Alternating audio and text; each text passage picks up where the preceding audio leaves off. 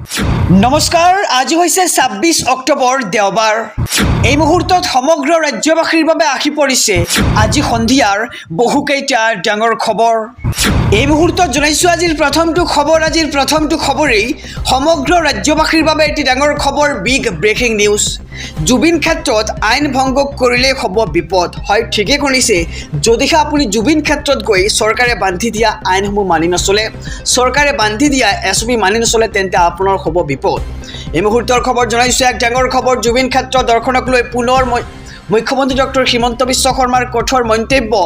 জুবিন ক্ষেত্ৰলৈ যোৱাত আৰক্ষীয়ে কাকো বাধা নিদিয়ে, কিন্তু চৰকাৰে কিছুমান আইন বনাইছে। সেই আইনসমূহ, সেই SOPসমূহ আপুনি মানি চলিব লাগিব। আইন মানুহৰ কাৰণে বনোৱা হৈছে, গতিকে নিয়ম পালন কৰাটো মানুহৰে দায়িত্ব বুলি মন্তব্য কৰিছে ৰাজ্যৰ মুখ্যমন্ত্ৰীগৰাকীয়ে। যদি কোনো লোকে আইন ভংগ কৰি অৰিনিশা জুবিন ক্ষেত্ৰত থাকে, তেন্তে যদি কিবা অঘটন ঘটে, তেন্তে অঘটন ঘটিলে তেওঁলোকে নিজেই দায়ী হ'ব। আইন মানিলে ভাল আৰু নামানিলে নিজেই বিপদত পৰিব। নিশা 11 বজালৈকে চাব পাৰিব জুবিন ক্ষেত্ৰ, আৰু জুবিন ক্ষেত্ৰ দৰ্শনক লৈ পুনৰ কঠোৰ হৈছে ৰাজ্যৰ মুখ্যমন্ত্ৰী ডক্টৰ হিমন্ত বিশ্ব শৰ্মা। জুবিন ক্ষেত্ৰলৈ যোৱাত আৰক্ষীয়ে কাকো বাধা নিদিয়ে, কিন্তু চৰকাৰে বনোৱা SOP বা আইনসমূহ মানি চলিব লাগিব।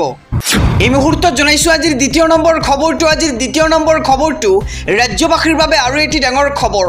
হঠাৎ অসুস্থ হৈ পৰিছে জুবিন গাৰ্গৰ মৰমৰ পত্নী গৰিমা শইকীয়া গাৰ্গ। এই মুহূৰ্তৰ খবৰ জনাইছোঁ, এক ডাঙৰ খবৰ। হঠাৎ অসুস্থ গৰিমা শইকীয়া গাৰ্গ। কাহিলীপাৰা স্থিত বাসগৃহতে অসুস্থ হৈ পৰিছে গৰিমা শইকীয়া গাৰ্গ। ইতিমধ্যে গৰিমা শইকীয়া গাৰ্গৰ ঘৰত উপস্থিত ডাক্তৰ হিতেশ বৰুৱা। ঘৰতে চিকিৎসা চলিছে গৰিমা শইকীয়া গাৰ্গৰ, আৰু কাহিলীপাৰা স্থিত বাসগৃহতে অসুস্থ হৈ পৰিছে গৰিমা শইকীয়া গাৰ্গ, আৰু হঠাতে অসুস্থ হৈ পৰিছে গৰিমা শইকীয়া গাৰ্গ। আহিছোঁ পৰৱৰ্তী খবৰৰ মাজলৈ। ৰাজ্যবাসীৰ বাবে আৰু এটি ডাঙৰ খবৰ। ভোটাৰ তালিকাৰ পৰা কৰ্তন কৰা হ'ব অবৈধ অনুপ্ৰৱেশকাৰীৰ নাম। এটাকৈ চিনাক্ত কৰা হ'ব অবৈধ অনুপ্ৰৱেশকাৰীসকলক। এই মুহূৰ্তৰ খবৰ জনাইছোঁ, এক ডাঙৰ খবৰ। ৰাহুল গান্ধীয়ে অবৈধ অনুপ্ৰৱেশকাৰীৰ বচাবলৈ আন্দোলন কৰিছে, আৰু NDA চৰকাৰ আহিলেই অবৈধ অনুপ্ৰৱেশকাৰীৰ বিৰুদ্ধে গ্ৰহণ কৰা হ'ব কঠোৰ ব্যৱস্থা। অবৈধ অনুপ্ৰৱেশকাৰীয়ে আমাৰ অধিকাৰ কাঢ়ি নিছে, আৰু এইবাৰ অবৈধ অনুপ্ৰৱেশকাৰীক বচাব নোৱাৰে ৰাহুল গান্ধীয়ে। এনেদৰে এতিয়া মন্তব্য কৰিছে গৃহমন্ত্ৰী অমিত শ্বাহে। ভাৰতৰ পৰা খেদি পঠিওৱা হ'ব প্ৰতিজন অবৈধ অনুপ্ৰৱেশকাৰীক, আৰু বিহাৰৰ পৰা অনুপ্ৰৱেশকাৰীৰ বিৰুদ্ধে কেন্দ্ৰীয় গৃহমন্ত্ৰী অমিত শ্বাহৰ হুংকাৰ দিয়া দেখিবলৈ পোৱা গৈছে। জনাইছোঁ খবৰ, এক ডাঙৰ খবৰ জনাইছোঁ সমগ্ৰ ৰাজ্যবাসীক। ভোটাৰ তালিকাৰ পৰা কৰ্তন কৰা হ'ব অবৈধ অনুপ্ৰৱেশকাৰীৰ নাম, আৰু এটাকৈ চিনাক্ত কৰা হ'ব অবৈধ অনুপ্ৰৱেশকাৰীসকলক। ৰাহুল গান্ধীয়ে অবৈধ অনুপ্ৰৱেশকাৰী বচাও আন্দোলন কৰিছে, আৰু NDA চৰকাৰ আহিলেই অবৈধ অনুপ্ৰৱেশকাৰীৰ বিৰুদ্ধে গ্ৰহণ কৰা হ'ব কঠোৰ ব্যৱস্থা, আৰু অবৈধ অনুপ্ৰৱেশকাৰীয়ে আমাৰ অধিকাৰ কাঢ়ি নিছে বুলি এক প্ৰকাৰ মন্তব্য কৰিছে গৃহমন্ত্ৰী অমিত শ্বাহে। আহিছোঁ আন এক খবৰৰ মাজলৈ। ৰাজ্যবাসীৰ বাবে আৰু এটি ডাঙৰ খবৰ, বিগ ব্ৰেকিং নিউজ। জুবিনক মদেৰে নহয় গানেৰে জীয়াই ৰাখক। জনজাতীয় মানুহৰ দোহাই দি একাংশই কৰিছে উদ্ভণ্ডালি। সৰব হৈছে ৰাজ্যৰ মুখ্যমন্ত্ৰী ডক্টৰ হিমন্ত বিশ্ব শৰ্মা। এই মুহূৰ্তৰ খবৰ জনাই যাম, গতিকে খবৰটো দিয়াৰ আগতে যদিহে আপুনি চেনেলটোত নতুন, তেন্তে ছাবস্ক্ৰাইব কৰক, লগতে ভিডিঅ'খনত লাইক কৰি জুবিন গাৰ্গক নেওয়াৰ বাবে এইখন ভিডিঅ'ৰ কমেণ্ট বক্সত লিখক #Justice4Jubin Garg। এই মুহূৰ্তৰ খবৰ জনাইছোঁ, এক ডাঙৰ খবৰ। জুবিনক মদেৰে নহয় গানেৰে জীয়াই ৰাখক। জনজাতীয় মানুহৰ দোহাই দি একাংশই কৰিছে উদ্ভণ্ডালি। শেহতীয়া ঘটনাৰাজিক লৈ সৰব হৈছে ৰাজ্যৰ মুখ্যমন্ত্ৰী ডক্টৰ হিমন্ত বিশ্ব শৰ্মা। অসমৰ ৰাইজৰ সন্মুখত জুবিনৰ সৃষ্টিক জীয়াই ৰখাটো দায়িত্ব, আৰু গানৰ মাজেৰে নাহৰ ফুলৰ মাজেৰে জুবিনক জীয়াই ৰাখিব লাগিব। এনেদৰে এতিয়া মন্তব্য কৰিছে ৰাজ্যৰ মুখ্যমন্ত্ৰীগৰাকীয়ে, আৰু একাংশ উদন্ত লোকে মদেৰে জুবিনক এক পৰিচয় দিব খুজিছে, আৰু জনজাতীয় লোকে ব্যৱহাৰ কৰা পানীয়ক মদৰ লগত তুলনা নকৰিব। সেয়া পৰম্পৰাগত পানীয়, কিন্তু জনজাতীয় মানুহৰ দোহাই দি মদৰ উদ্ভণ্ডালি নচলিব। জুবিনক ভালপোৱা মানুহে জুবিন ক্ষেত্ৰক তীৰ্থস্থানলৈ ৰূপান্তৰ কৰক। জুবিনক মদেৰে নহয় গানেৰে জীয়াই ৰাখক বুলি এক প্ৰকাৰ মন্তব্য কৰিছে ৰাজ্যৰ মুখ্যমন্ত্ৰীগৰাকীয়ে। শেহতীয়া ঘটনাৰাজিক লৈ সৰব হৈছে ৰাজ্যৰ মুখ্যমন্ত্ৰী ডক্টৰ হিমন্ত বিশ্ব শৰ্মা। অসমৰ ৰাইজৰ সন্মুখত জুবিনৰ সৃষ্টিক জীয়াই ৰখাটো আমাৰ দায়িত্ব বুলি মন্তব্য কৰিছে ৰাজ্যৰ মুখ্যমন্ত্ৰী ডক্টৰ হিমন্ত বিশ্ব শৰ্মাই। আহিছোঁ আন এক খবৰৰ মাজলৈ। ৰাজ্যবাসীৰ বাবে আৰু এটি ডাঙৰ খবৰ। জুবিন ক্ষেত্ৰত আকৌ উদ্ভণ্ডলি একাংশৰ নিশা পুনৰ উত্তেজনা এই মুহূৰ্তৰ খবৰ জনাইছোঁ এক ডাঙৰ খবৰ জুবিন ক্ষেত্ৰত আকৌ উদ্ভণ্ডলি একাংশৰ সোণাপুৰত নিশা পুনৰ উত্তেজনাৰ সৃষ্টি হৈছে একাংশ সুৰামত্তৰ উদ্ভণ্ডলিৰ বাবে প্ৰশাসনে জাৰি কৰিছিল জুবিন ক্ষেত্ৰত এছঅপি কিন্তু এছঅপি নামানি একাংশই এতিয়া উদ্ভণ্ডলিৰ সৃষ্টি কৰিছে জুবিন ক্ষেত্ৰত অশ্লীল মাত কথাৰে প্ৰথমে দুই পক্ষৰ দুৰ্বাদল কাজিয়া আৰু জুবিন ক্ষেত্ৰত তৰ্কৰ যুদ্ধৰ পিছত প্ৰচণ্ড মাৰপিটৰ ঘটনা সংঘটিত হৈছে সমগ্ৰ দৃশ্য বন্দী হৈছে মোবাইলৰ কেমেৰাত আৰু ঘটনাক লৈ ৰাজ্যজুৰি হৈছে প্ৰতিক্ৰিয়া আৰু জুবিনৰ ক্ষেত্ৰত এনে পৰিৱেশ হিমাচিন্নে কৰক কমেণ্ট আপোনালোকে আৰু জুবিন গাৰ্গৰ সমাধিত গৈ জুবিন ক্ষেত্ৰত গৈ এনেকুৱা পৰিৱেশ হোৱাটো উচিত নে জনক আমাৰ এইখন ভিডিঅ'ৰ কমেণ্ট বক্সত আৰু জুবিন ক্ষেত্ৰত আকৌ উদ্ভণ্ডলি একাংশৰ কিছুমান সুৰামত্ত যুৱকে জুবিন ক্ষেত্ৰত গৈ জুবিনৰ গান গাই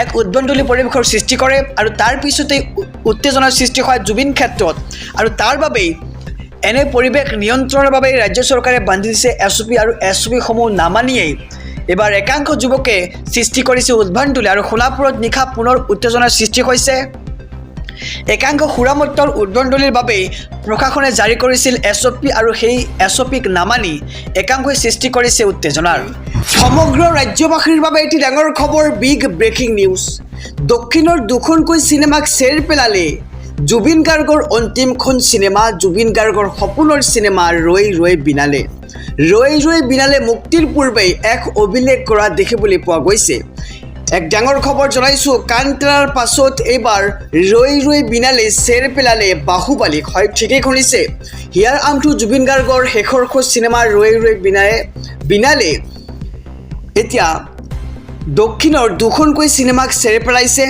আৰু দক্ষিণৰ বাহুবালী চিনেমাকো চেৰ পেলাইছে জুবিন গাৰ্গৰ ৰৈ বিনালে ছবিখনে এই মুহূৰ্তৰ খবৰ জনাইছোঁ এক ডাঙৰ খবৰ দক্ষিণৰ দুখনকৈ চিনেমাক চেৰ পেলালে জুবিন গাৰ্গৰ ছবিয়ে ৰৈ বিনালে অগ্ৰিম বুকিঙত চেৰ পেলালে বাহুবালী আৰু কাণ্টাৰাকো মুক্তিৰ পূৰ্বেই সকলো অভিলেখ ভংগ কৰিলে ৰৈ বিনালে ভংগ কৰিলে বলিউডৰ বহু চিনেমাৰ ৰেকৰ্ড আৰু ঈশ্বৰ পুত্ৰৰ দৰে ইতিহাস হৈ ৰ'ব ৰৈ বিনালে আৰু আপুনিও ৰৈ বিনালে চাব নেকি জনক আমাৰ এইখন ভিডিঅ'ৰ কমেণ্ট বক্সত আৰু নেশ্যনেল ট্ৰেণ্ডিঙত জুবিন গাৰ্গৰ অন্তিমখন ছবি ৰৈ বিনালে জুবিন গাৰ্গৰ সপোনৰ ছবি ৰৈ বিনালে আৰু একেলগে 20খনৰো অধিক দেশত মুক্তি পাব জুবিন গাৰ্গৰ ৰৈ বিনালে ছবিখন প্ৰতি ঘণ্টাত 14,000ৰো অধিক টিকটৰ অগ্ৰিম বুকিং ইতিমধ্যে চলি আছে আৰু 12টাৰ পৰা 18টা পৰ্যন্ত দৰ্শনী ছবিগৃহত দেখিবলৈ পোৱা যাব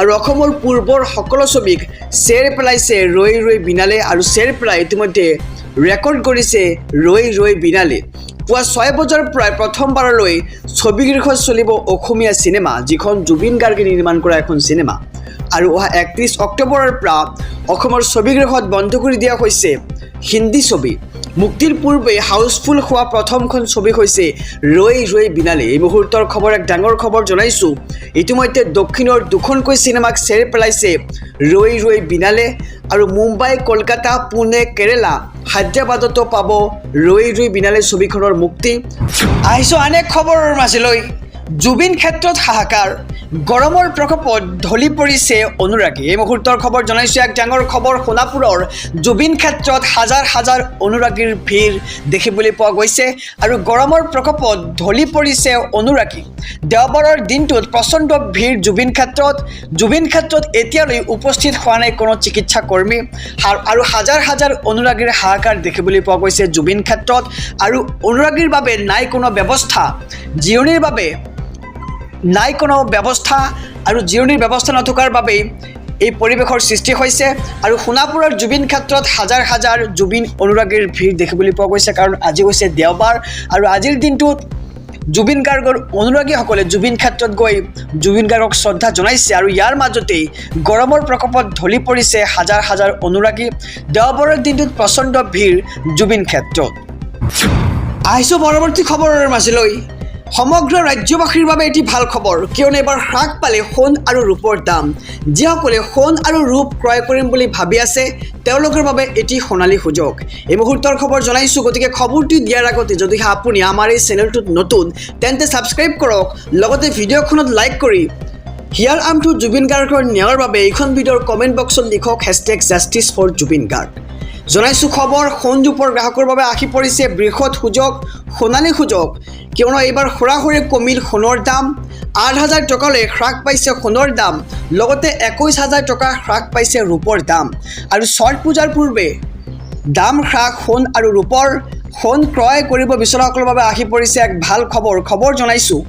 10 গ্ৰাম সোণৰ প্ৰায় ১,৩৩,০০০ টকালৈ বৃদ্ধি হৈছিল দাম, আৰু ২৪ কেৰেট সোণৰ এতিয়াৰ দাম হৈছে ১,২২,০০০ টকা, আৰু ৰূপৰ প্ৰতি কিলোত ১,৮৫,০০০লৈ বৃদ্ধি হৈছিল দাম, আৰু এতিয়া হৈছে ১,৬০,০০০ টকা। আৰু একেৰাহে তৃতীয় দিনৰ বাবে এছিয়াৰ বজাৰত হ্ৰাস পালে সোণৰ দাম, আৰু সোণৰ ব্যৱসায়ীসকলৰ মতে ২০২৬ত ২ লাখলৈ বৃদ্ধি হোৱাৰ সম্ভাৱনা। গতিকে যিসকলে সোণ আৰু ৰূপ ক্ৰয় কৰিম বুলি ভাবি আছে তেওঁলোকৰ বাবে এক সোণালী সুযোগ। আপোনালোকে অতি সোনকালেই ক্ৰয় কৰক সোণ আৰু ৰূপ।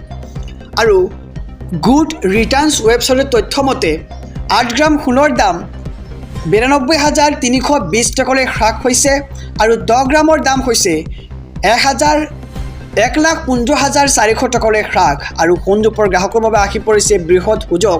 আমি খবৰটো জনাই গৈছোঁ SP অসম মিডিয়াৰ সমূহ দৰ্শকক। সৰাসৰি কমিল এতিয়া সোণৰ দাম, ৮,০০০ টকালৈ হ্ৰাস পাইছে সোণৰ দাম, লগতে ২১,০০০ টকালৈকে হ্ৰাস পাইছে ৰূপৰ দাম।